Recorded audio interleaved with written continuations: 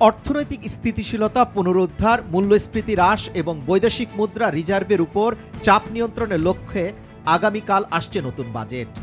2024-25 অর্থ বছরের জন্য 7,96,900 কোটি টাকা বাজেট পেশ করতে যাচ্ছেন অর্থমন্ত্রী আবুল হাসান মাহমুদ আলী।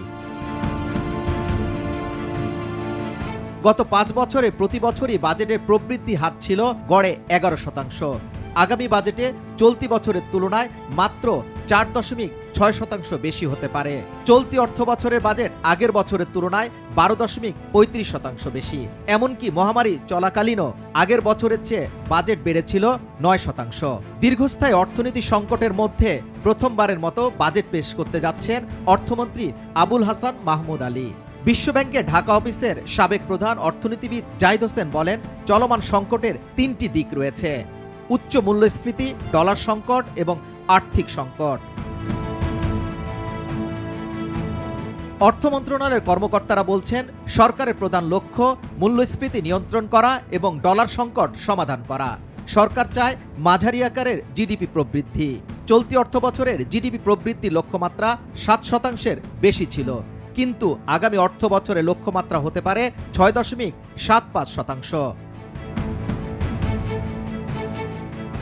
সরকার মূল্যস্ফীতির ক্ষেত্রে একটি উচ্চবিলাসী লক্ষ্যমাত্রা নির্ধারণ করেছে 6.5%। অথচ গত বছরের মার্চ থেকে মূল্যস্ফীতির পরিমাণ 6%-র বেশি। আসন্ন বাজেটে সরকার বাজেট ঘাটতি ধরতে পারে জিডিপির 4.6%, যা সর্বশেষ দেখা গিয়েছিল 1 দশক আগে।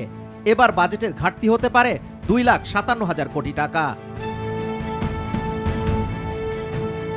ঘাটতি মেটাতে সরকারের বৈদেশিক ঋণ নেওয়ার পরিকল্পনা রয়েছে। এই খাত থেকে 1 লাখ কোটি টাকা বাজেট ঘাটতি মেটানো হতে পারে। বাকি 1,57,000 কোটি টাকা ঘাটতি মেটানো হবে ব্যাংক ঋণের মাধ্যমে। অর্থ মন্ত্রণালয় কর্মকর্তাদের মতে, আগামী অর্থ বছরের ব্যাংক ঋণ নেওয়ার পরিমাণ চলতি অর্থ বছরের মতোই হবে। এবছর ব্যাংক ঋণের পরিমাণ 1,32,000 কোটি টাকা।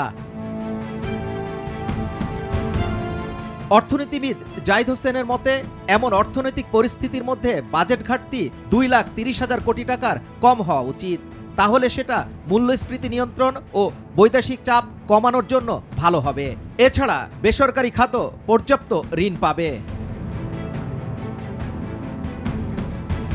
সরকার প্রথমবারের মতো বার্ষিক উন্নয়ন কর্মসূচিতে নিজস্ব অর্থায়ন কমাতে যাচ্ছে। আগামী অর্থ বছরে সর্বোচ্চ ব্যয় হবে সুদ পরিশোধে 1,29,000 কোটি টাকা, ভর্তুকি 1,12,000 কোটি টাকা এবং সরকারি কর্মকর্তাদের বেতন ও পেনশন 1 লাখ কোটি টাকা। রাজস্ব সংগ্রহে 5,40,000 কোটি টাকা অর্জন লক্ষ্য নির্ধারণ করতে পারে সরকার, যা আগের বছরের তুলনায় 8% বেশি। জাতীয় রাজস্ব বোর্ডের লক্ষ্যমাত্রা হতে পারে 4,80,000 কোটি টাকা। এবারের বাজেটে 15% কর দিয়ে অপ্রদর্শিত সম্পদের বৈধতা নেওয়ার সুযোগ থাকতে পারে। যুবরাজ ফয়সাল, ভোরের কাগজ।